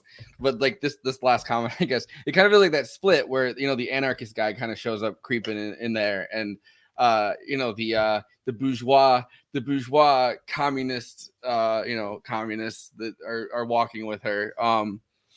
It feels like when that split happens and they're like, oh, well, those are like anarchists. Like, you don't want to associate with those anarchists. Like, we've tried, like we've reached out to them. They were like, hey, we still want to bomb a building, like whatever. And, so it feels like that kind of is the same split. Like that's, and it's interesting that they're not social democrats in this, right? Because the Social Democratic Party still does very much exist in Germany. They're the Communist Party, which was Rosa Luxemburg's split from the Social Democrats. But like, it kind of feels like that is the split that they're talking about, right? Like the more like, hey, you can't reform, you can't like use electoral politics to get out of, Marxist revolution. Like, you still have to do the revolution. And then you have kind of the, I guess they literally did call them like the fat cats in the, I learned that from listening to Daniel Bessner talk about it. But in the Social Democratic Party, like that we're sitting there, kind of voting for war and kind of building up what would become eventually like the Nazi Party, like building that up, like sitting there, like trying to like kind of reform their way, because it's like the famous reform revolution question. So like it's I don't know. So it's interesting that it feels like those anarchists are kind of the Rosa Luxemburg characters in this movie, and the rich Hassan Piker type communists are the Social Democrats. So that was the funniest line in the movie, though, when they were like, Mother Kusters, that's what we call an anarchist. They're not our friends. We don't talk to them. They're our enemies. Like, they were like explaining to her. On Wednesdays we wear pink, and they don't wear pink. They wear black. So like, they're not even like part of our crew. She was just like, oh, okay. But Meagan, thanks so much for being on. Thank you, guys. It was great to have. It was great. Thank you for having me, and thank you for reading the article. And anybody else who's been watching, I hope you'll go take a look at it. Nobody, asked for 6,000 words on Fassbinder and left-wing terrorists. Wait, I just Boxcar didn't just hit you up and go, hey, I talked about the Social Democrats. I talked about Finland Station. I talked about, I need this. I basically said I need this, and allowances were made for me. So go read the article. It's a legit piece, and you're a great writer, and it's been an honor having you on. Thanks so much for having me. Great to meet you. Yeah, great to meet you. I'll catch you guys later. Have a good night. Bye-bye. Erica, you had something you wanted to I actually had a question for Erica. I'm all ears. Yeah, no, I thought it was kind of interesting that one of the main characters, the daughter there, was a musician. And I just figured, since we got a woman musician on the stream, I was gonna say, what am I, fucking chopped liver over here? Well, yeah, but like, you guys have heard I've been playing triangle. I've been playing the old triangle. Wait, I'm not the musician. Like there was a certain type of exploitativeness to the way her performance was that we got to see, and I was just wondering, like how that translated to you, your thoughts about that, and Conan, if you got any more thoughts to add to it, or if you wanted to, build on that, I'd love to hear. I don't think that's a big enough question. I think you need to add something. I do have thoughts about that actually, and I kind of was wondering at one point about the club that Karina was working in originally in the film, because it almost upon my second viewing, which I didn't get through the whole thing the second time, but when I was watching it the second time, I was wondering, like, is this a gentleman's club that she's singing at? Like, I couldn't quite tell if it was kind of like unclear. Yeah. So that the even second that one kind felt of like it was an open mic. The first one felt like it was a strip club, kind of, right? Like a she's, and then the second one felt like she was performing at an open mic that also like anyone could really perform here. Like, it doesn't really, like, we have drag queens, like, and there's the guy in the ballet outfit, like doing like heartfelt ballet moves behind it when he's saying that. Right, yeah, it's a wild scene, right? Yeah. So I mean, but then she says at one point, like, I'm sure you've heard of my album, to somebody who I can't remember who she says that to. And I think she mentions it several times too. She does. But the idea is everyone tries to marginalize her. That, Christ, she has the album. She won't talk. But then if she's working at a gentleman's club, for lack of a better term for it, as far as like, the details they gave us, like if she's got this album that's out, that's so popular and everybody knows, why is she working at that? But then, because then I also wonder, well, if she's on tour right now, and like, if that wasn't the case, then which may have been a lie. She might have been lying to her mom about that. Who knows? But then she goes back to, is it Frankfurt, and picks up that gig with the weird guy at the club where it says that anybody can proto-Lynchian club. Yeah. Well, they're in Frankfurt. The entire Mother Kusters in Frankfurt, right? She's in Munich originally, and her creepy, the guy that I guess is banging her apparently, that like has her working at that strip club that doesn't respect her art the way that it should be respected. That guy, it seems like that kind of does seem like a fucking strip club. Like, it seems like that's kind of what she's doing for a living. And she's like, this is my art. And he's like, yeah, art. Mm-hmm. Yeah. Well, and that's why I assume everyone is kind of marginalizing her, because they assume that like where she's performing is like, oh, well, yeah, I'm sure you're really singing over there. Yeah, right. Like, it's that's like how I Rouge or something. Yeah, well, definitely women, not only in the music industry, but pretty much any industry that exists, get underestimated. Like, their talents are undermined, underestimated, exploited. But she also seems to be the character that realizes that she can commodify her own situation, right? Like, she's the character that realizes that, like, hey, I can become the daughter of the murderer celebrity, like, and I have my hit single. Yeah, isn't that crazy? That becomes like the hook. Yeah. I mean, it's kind of a sad way to have to run your career, to like capitalize off your father's murder suicide. But that is celebrity in the way that it exists still. I mean, more so now, like reality TV, like you're kind of like, you know what I mean? Like, oh, you're like, your dad murders someone, you can have kind of a reality TV show and capitalize off of that. And she seems to be the one character that realizes like that you kind of can capitalize off that. Her brother wants to be obviously like a butcher, which he's what her dad did too. You know what I mean? Like,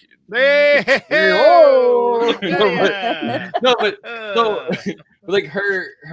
But it seems like she's the one that realizes, like, hey, I already kind of am a celebrity. They have the scene, and it's a beautifully shot scene where the press is just like hanging out like vultures around a dumpster, and they're kind of like, as they're kind of going through this funeral, and she kind of poses for she's totally posing, Well, Emma Costa, and then she ends up sleeping and like kind of living with the guy that wrote the fucking hit piece about her dad, and she's like, you know what, like John character, I couldn't really tell how the big nose character.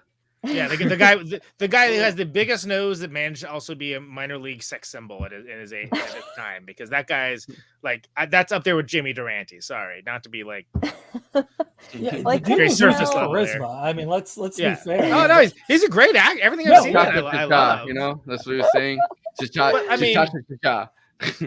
Real talk. That's a big schnoz, man. That's all I'm saying. It's hard to tell how cool she is with the whole thing, even though she is sort of making the decision, but it almost can't tell if she's like enjoying it or not. She does not enjoy it. It's just she's been, she just realizes like reality is that she can kind of, market her single off that. They might pay her a little bit more on Spotify. She can go on Joe Rogan. I don't know. Something like that. Well, with Germans, I feel like it's hard to tell sometimes because they can be so stoic. Yeah. And What do you think my upbringing was like? Yeah. Well, I'm New England Protestant, so yeah, I get it. I've had to learn to identify how feelings work. And that's why so many of like the WASP business owners joined the America First thing and kind of were like, no, like we could do business with the Nazis. Like that was the collective of people that were like, the Nazis, like we don't like the whole killing Jews thing. Most people don't know about that. Like we could keep doing business. We could do business with everybody. And that was like it's fucking insane that like Trump brought back the America First motto, like, right? Like that's that was the slogan of people like fucking John Foster Dulles, who kind of were these incredibly like puritanical Protestant Anglo people who were like living within our society, being like, no, like they believe in free markets and so do we. So like, whatever happens over there, like that's not really us. So like we could just keep trading with them. We don't have to. We're over here. Right. They're over there. We don't agree with your politics, but we'll take your money. No, they also kind of agree with the politics, but they didn't. Maybe not the. I think in their minds. We get it. Yeah. Okay. What's up, baby? No, I was just gonna say on the Senate floor, you had Harry Truman sitting there going, whoever's winning the war, if it's the Nazis or or Russia, we're gonna come in on the side of the loser. And that was kind of the attitude that America had at the time. Well, was it perpetual loser Harry Truman? That's kind of what he's. Where I was going to go with that was make a Tom Petty reference. Say even the losers get lucky sometimes. I also want to point out the actress played Karina, Ingrid Kavan, as well as Frau Tallman, Margit Carstensen also are in World on Wire, as they are in many of Fassbinder's movies, because That's right. We'll do World on Wire soon. Jeez, no. But he utilized much like a lot of directors. He utilizes the same crew of people that are like around him, but characters are very different. Let's put it that way. They started getting a little thin when they started, killing themselves because of whatever Fassbinder did to them, but because of the surprise birthday party. Yeah, exactly. Conan, do you think that anyone has watched this on Letterboxd? I'll play that clip quickly. I mean, before we do, I want to do Letterboxd one-liners. No, say what you're gonna. That was a good segue. That was good. That was a noble attempt, Erica, to move this along.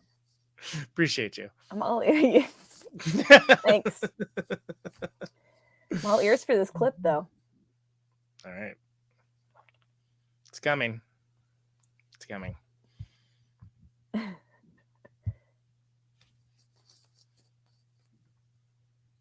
we are. Suchte häufig seine Liebhaber in Milieus, die fern waren vom Film- oder Theaterbetrieb und wollte sie dennoch zu Hollywood-Stars machen, weil er meinte, jeder Mensch sei ein Star. Da er seine Filme rund um die Uhr drehte, konnte er seine Liebhaber nur sehen, wenn sie in den Filmen mitspielten. Dies galt für Günther Kaufmann, der eigentlich Türsteher und Rausschmeißer in einem Nachtclub war. El-Hedi Ben Salem war er in einer schwulen Sauna in Paris begegnet und Armin Meier war Kellner in Fassbinders zweitem Zuhause, der Deutschen Eiche in München.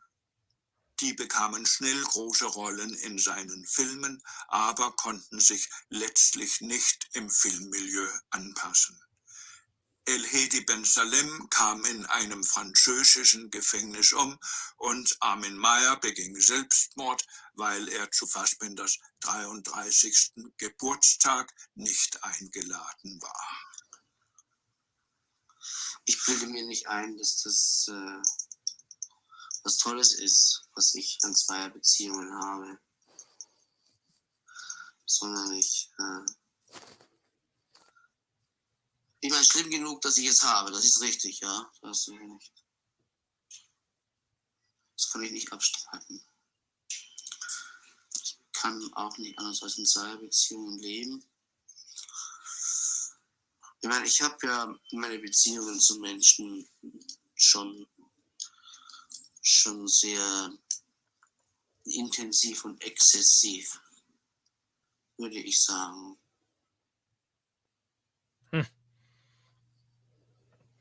Geburtstag. He was definitely not. He was definitely not doing well by the No. time the interview was done.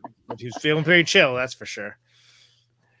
But yeah, I want to jump into the letterbox one-liners, and because there's some funny ones and things are good with that. But the decline kind of between those two clips, like the clips played earlier, where it's kind of him talking, because the first interview, the one that's on Criterion, is within a couple years of Mother Kusters, and it's like when he's kind of accused of anti-Semitism and runs off to France for a little bit. And it seems like this documentary that was filmed by his friend, who Meagan quotes extensively in that piece. Like he kind of took all these interviews that he did with him at the very end of his life, and it seems like maybe his death was accidental. People are like, oh, well, he was always like on a bunch of barbiturates, so like I don't know, like maybe he just took too many that day, like, you know what I mean, like, yeah. But cue it up, Conan. We got these letterbox one-liners. That's right. We got hey everybody. This is the signature bit that I do that is called Letterbox One-Liners. Letterboxd is a place for film, the only social media network that is worth being on, if you ask me. Bottom up democracy. Everyone gets to have their say. The Siskel's, the Eberts, the other ones that are alive. It's not about them. It's about what the proletariat says. Everyone gets to drop something just funny, something like Fassbinder would say, just like, you have to bring the proletariat to the reviewer factory.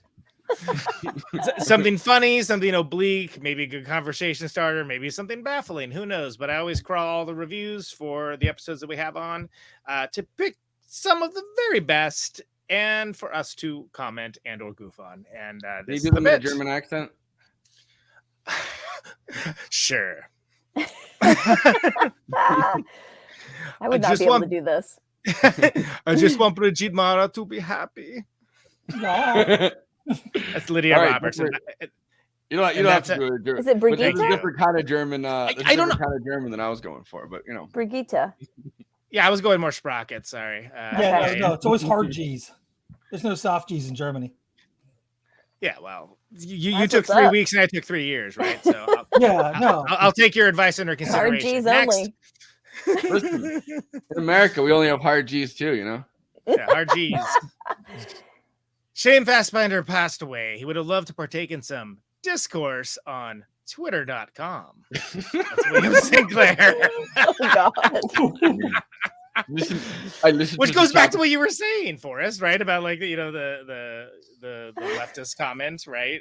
It's like, oh my God, can you imagine? Jesus. Well, he's increasingly. I mean, the term didn't exist at that point, but like increasingly black-pilled. Like that kind of is the process he's going through. Like it's the Chapo Trap House process, where it's like you start out kind of being somewhat idealistic, things to change. You end up just kind of being like, look at these leftist idiots. Everything's fucked up. I could definitely see an all caps tweet that just says all leftists are idiots coming up from Fassbinder's Twitter account, like late at night, for sure. or my Twitter account. Honky grandma be tripping. Wow. That's me. Wow. That of course is it's an Eric Adams. It's an Eric Adams, mayor of New York City. No, he got in trouble for saying cracker the other day. That was the joke I was trying to make. Oh, I missed that. I didn't know about that either. Yeah. I wouldn't say I missed it, Andy. The two genders, war and work. That's T. Think about it. That is the two German genders. Hansel and Gretel. One of them was working. One of them was warring. I won't tell you which is bitch. I haven't had any blood sausage during the pandemic. I have. It's Joe. It's the worst. No thanks, I'm good. All set on blood sausage. I went to the Mountain Brauhaus recently. I had some good sausage. It was very good. It was very nice. Much like the anarchists, I would die for Mother Kusters. Did they? They weren't dying for her. Yeah. I mean, I guess it depends on which version you watch, because the German version, the anarchists do get gunned down, and so does she. The American version, they just kind of walk out. They get shot too when they were in the German one. Yeah, so the German one, the leader of the anarchists does get shot as they're walking away after she gets shot. So it's like a whole thing. But you know. But if we're gonna seriously parse a Letterboxd one-liner, it's for the idea of Mother Kusters, which they have weaponized rather than the actual human. Thank you. Yeah, well, I mean, but it's still in the German version. In the German version, it still is. Take that, C. Grimald. Gotcha. But it's kind of a disillusioning. I didn't like your review, moment. Apparently. No, but it's you know, and I'll cut this out of the Twitter version of this and just keep. But like, it's a disillusioning idea, right? Like everybody that says, "Hey, we're in your corner," like they're like, "Oh, by the way, like in the name of her dead husband, every fucking political prisoner should get freed." Julian Assange, you know, like just all of them, just just blanket. Leonard Peltier. Yeah. Well, Leonard Peltier should, you know, I agree. That's why I'm taking hostages. I'm taking all you guys hostage. Defend Mother Kusters at all cost.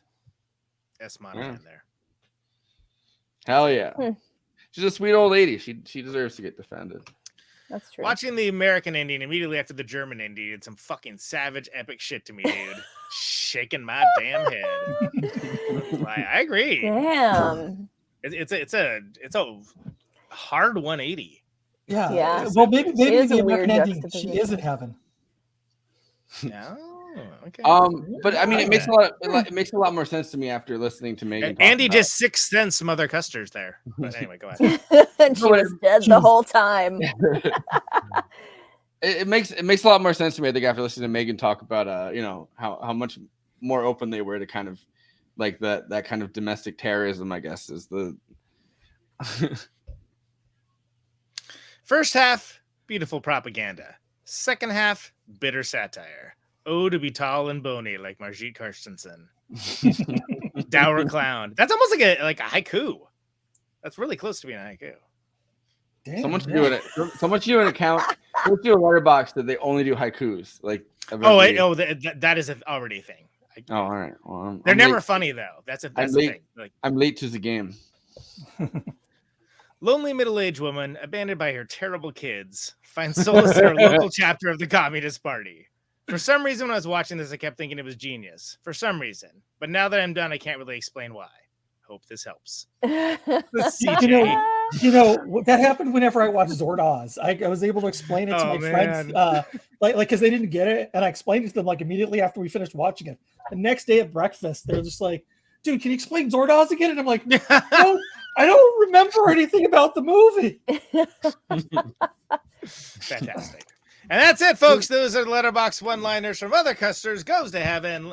Letterboxd, a place for film. Follow Moving Extravaganza on Letterboxd, which is ostensibly Forrest, myself, Conan Neutron, J. Andy World right there, right about now, and Erica Strout is on there as well. And Andy, you have the other stuff that we're supposed to talk about? Yeah. Don't forget, if you're watching us right now on Twitch, please subscribe. That helps us out tremendously. And if you're thinking about subscribing and you happen to have an Amazon Prime account, subscribe because that's free for you and also helps us. If you're watching this later, whenever we are on YouTube, also like and subscribe us there. And do not forget, we have a Patreon. Please hit us up because it really does help us, pay for actually watching these things, and that's nice. Just so you know how many times I have to pay the $3.99? It is brutal. Oh, and I want to start doing Adam Curtis video essays and get into I want to play the video essay field, like get in there, really compete with Marina Dove's video essays. Boom, you know what I mean? I want to get into it. I want to get to the top of the video essay game. So I think she's got something you ain't got, but I look forward to the attempt. Yes. What, an OnlyFans? No. Yeah. Also subscribe to Forrest OnlyFans. Yeah. I came up with my idea for an OnlyFans the other day, and it's me just doing household chores. It's me doing household chores and just being very nice and doing dishes and stuff. And I'm like, hey, I'm your friendly neighborhood house husband that you can dominate. Somebody's gonna want to see that.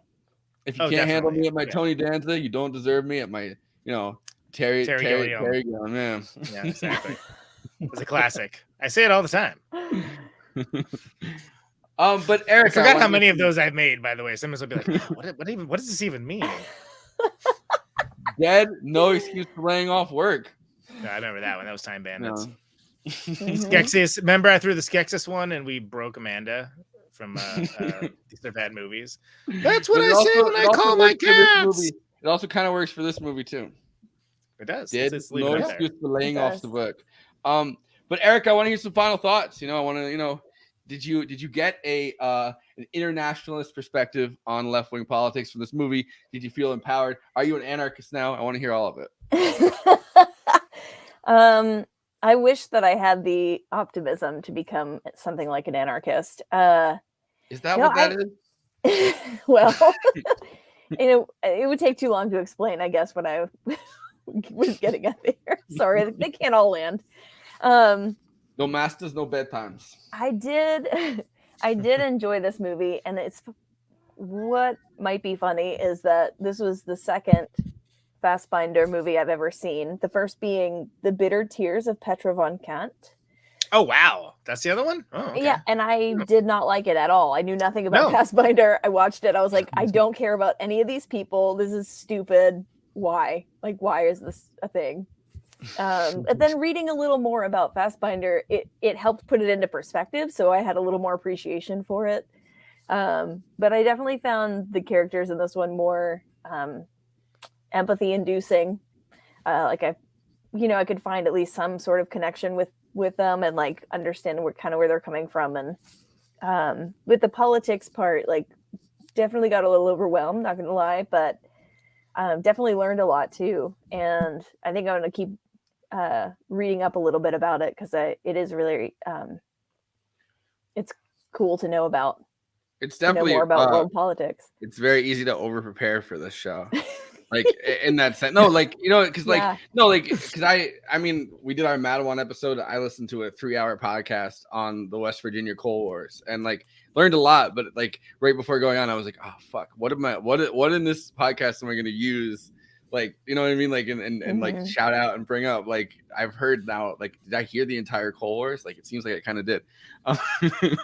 Like as it occurred.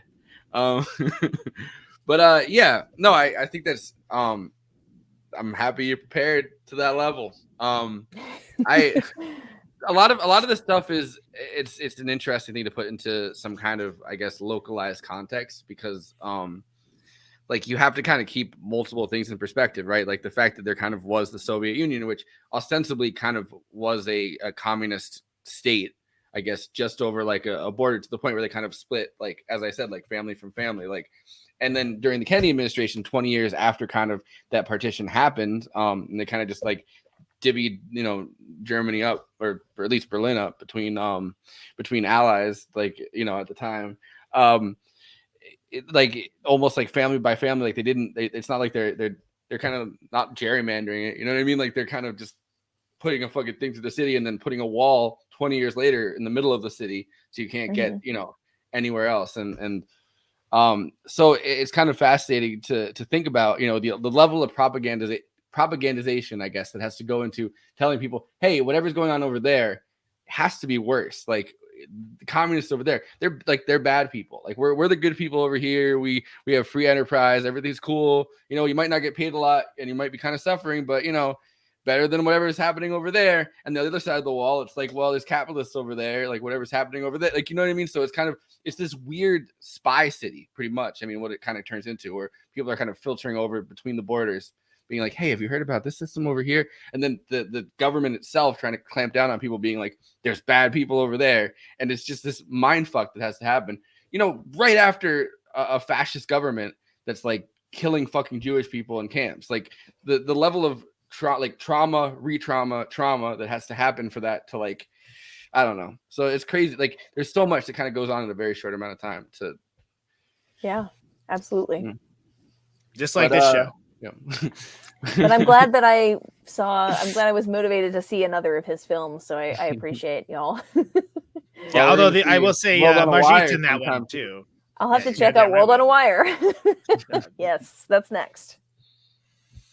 Conan on a Wire. Let's hear some Neutron on a Wire thoughts. Yeah. So Mother Kusters is good. It's the very rare sort of oblique critique and farce of activism and political ethoses and how those can be both pure of purpose and incredibly exploitive as well. And there's not a lot of movies that do that. And I think the movie only could have been made because of where he was at the time, and where like his friends and the whole country and stuff was at the time. But I think it's good, and I think it's interesting in a lot of ways. And I think if anyone else tried to make it, it maybe would have not hit as emotionally. And I say that because I don't feel that Emma Kusters really gets a lot of emotional work to do, but she's great in it. She's fantastic in it as basically being someone that is constantly being used or abused in some way, shape, or form, but still somehow manages. Like, yeah, it's just kind of reaching out, like, yeah. She still manages to find deeper meaning, like for herself, which makes her a very strong and good character, even though like the entire world thinks she's a chump, basically. And I think it's amazing that, first of all, the Indians could be so different. But like I mentioned earlier, I actually like the American Indian in some ways because it gives her some degree of closure, even though it's so like tacked on, like, hey, is this a dream sequence? Like, what's happening here? Is this what she sees before she gets gunned down? Which actually would make it kind of cooler, frankly. But the guy gets her to conversation, just like, yeah, but here's the thing that Fassbinder does in this. You're along for the ride with her. She like you the whole time. You're like, wow, she deserves better than this. She really does deserve a lot better than what she's getting here, as do most of us. But like, I think like Fassbinder kind of makes her like a tulpa of like what his feelings were at the time. Is that we all needed a lot better than this, and we needed more than just hollow sloganeering and empty gestures. And again, he still had hope at this time, and it's very palpable. And I think it's a really good movie, and it's one that I think it's okay. I don't have opinions on every piece of it politically. I just think it works as a movie, which is kind of more important than it being like, something that you can speak to every aspect of politically. Yes, I will never stop talking about World on a Wire because I think it's a masterwork. But he made that a year before this, and like the difference is palpable, and it's notable. And I think he's a very interesting director, even though there's some movies that he's done that I don't like at all. I would argue though that he manages to kind of thread this needle without making it seem like anybody's in this for a selfish purpose. Well, I guess Karina, but he's kind of his corollary character, right? Like, but it kind of makes it seem like I don't leave that feeling like, hey, like those communists were fucking assholes. And like it does seem like it's not so it's not like it doesn't do a Spike Lee, right, where it's like here's the objective hero and the objective villain and you're an asshole if you think otherwise. And I like Spike Lee, but he does that a lot. Like it's left open to interpretation, and I think it's very clear to see where he was at. And he doesn't need to be. I think they're disappointing. I think that they're very disappointing. I think they're disappointing, and I think that they're kind of going through the motions. And I feel like everybody in this movie is kind of going through the motions, right? Like but I also feel like it does seem like they legitimately do want to go around and kind of build power for this future communist state. They do believe in it, but they're just kind of mouthing the words along with it because they've been so disempowered by society itself. So it's like this interesting corollary because sometimes I feel like they make communists, and it's made them predatory in the process, and they don't realize it's made them predatory in the process. And the fact that they're literally just using her like, hey, we can get more people to the cause if we get this woman in, and like just sort of like sidecar onto this, which like, you don't see a lot of movies that effectively do that. Frankly, you just don't. But it's like this is how you build. This is how you build power, right? Like this is the election after election after election. This is how you build power, and the movement isn't getting any bigger. But they're like, oh, this time maybe we'll get a little bit bigger. Now we have Emma Custer. She said the speech is cool. Like so, it's like they feel like whatever they kind of fuck up emotionally, like it's worth a cause that's probably going to help her too. And it's just like, but it's not. And she's into it. Yeah. I mean, she's no dummy. Yeah, right? She's not a dumb. I mean, like I said, like that one Letterboxd review called it. We haven't. Her kids are fucking terrible. Fuck those kids. They're assholes. She has the capitalist kids. That's just what happens. Sorry, Erica. Go ahead. No, it's okay. I agree. I don't think she's dumb. I think that, well, but it kind of makes sense. Like, she's been a housewife for 40 years too. Right. Like, you know, like, so she's not as worldly as some folks are, but definitely not stupid. But my question was, do you think that Fassbinder felt like he was caught in the crosshairs of all of these political things going on? Because it kind of seems like what Mother Kusters is. Yeah, like as a proxy. Yeah, I think that's pretty astute, and I think that I think in part is absolutely true, especially as Megan's article and Megan herself said, like, you know, like he was adjacent to a lot of people actually doing a lot of these activities, and it was like a large portion of his extended friend group. So because of that, like, I mean, like, how could he not feel like he was being utilized as someone with some small degree of notoriety? Like, you know, granted, it was like, you know, hey, this is the guy that makes the cool movies on the German television public station, right? But that was a big deal at the time. Big deal. And like was it internationally renowned? The fact that, I mean, Forrest, when I sent you the review, I was like, hey, check out this New York Times review of when it came out, you know, like from like the 1970s. And they were like, oh, neat. Hey, it's good, basically. You didn't send me that. Oh, I did. I sent it to Forrest. Sorry. This is like last night. I'll send it to you. But like, it's funny because I like reading reviews that came out at that time, because it's like, of course, we're coming at this from a modern context. But what did they think at the time? And at the time, they were basically like, hey, another awesome movie from this guy, basically. Like, you know, but it's kind of depressing. Nailed it. German people, you know, there's some communism. Don't come after us. Thank you. Marx couldn't have predicted this movie being dope. Anyway, also is the character that's the and I'll throw to Andy right after this, but the character is named Karl, like Karl Marx. Yeah, I noticed that too. Yeah. So last thing I'll say is like, as much as I love Fassbinder, the name put me off of this movie for a long time because I didn't understand the connotation of it being a reference to another movie and this and that. I'm actually really glad we picked it, because I'm not sure I would have watched it otherwise. Because as much as I love him, I don't love everything he's done, and there's a lot of goddamn movies out there. So I was super stoked that Megan did that article. Even more stoked that she came on the show to talk about it. That we all have had this experience. She's brilliant. Like, everything I've ever read that she's written has been fucking amazing. But Andy, I want to hear some final thoughts. Some final thoughts. Yeah. No, I wasn't very familiar with Fassbinder films beyond like Jane Eyre, X-Men First Class. Oh, God damn it. Here he goes. No. You know, Rochester was anyways. No, I honestly, like, it's weird, even though I did take that important 6 weeks of German in 6th grade. I never really delved into German cinema. I mean, I've seen more Michael Fassbinder films than I have German films, which is very strange. He's a good actor. Yeah, no, good. I like Michael Fassbinder. You know, he was great as Rochester, great as Magneto, Glorious Bastards. He's the best thing about that most recent Alien movie. He's probably the best thing about it. Yeah, it really was. But anyway, Andy, no. So I've completely, missed this guy's work, not knowing the context or anything. And honestly, if I was looking through the Criterion Collection and I saw this movie, I'd just be like, hard to skip because it looks. It doesn't sound interesting. That looks pretty dire. I'm not into that. Yeah, I mean, like if it was called that and had like some really cool like action star like there's some weird Japanese noir films titles, and I'll watch it because like it's got like Joe Shishido in it, who's awesome in everything he does. But we still have to do Japanese Columbo.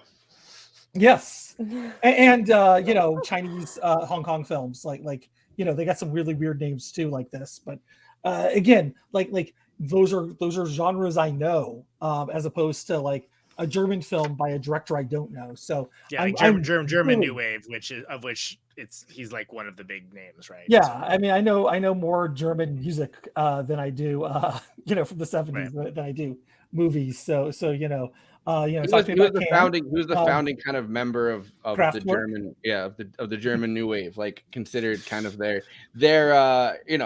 Their Kraftwerk, or anything like that. You know what I mean? Like they're Jean-Luc Godard, like they're founding member of this movement that was kind of happening across multiple countries. And and I mean French New Wave is always hit or miss with me. So like I've seen stuff that have just been like I can tell it's a good film, but it just didn't engage me. And other stuff. So like I'm a little underwatched on my French New Wave too. Well, I know you've seen some, and by the way, they call it New German Cinema because they want it to be different from. We are the New German Cinema. We are different than the Old German Cinema. If you call us Old German Cinema, we will kill you. Anyway. But I can tell you, same principles. It's the same principle, but of course they're like, no, this is different. Just, that's fair. We don't have waves here. We have the new cinema, and that is it. But I'm gonna tell you that you know at least two of them. Which is Wim Wenders and Werner Herzog. They're both from that same, and people forget because they both have had like a very long career of doing stuff, but they're both from that same world and that same scene. I mean, unless you want to talk about Schwarzenegger, I mean, I could. Yeah, then you're all in. Exactly. Yeah, but no.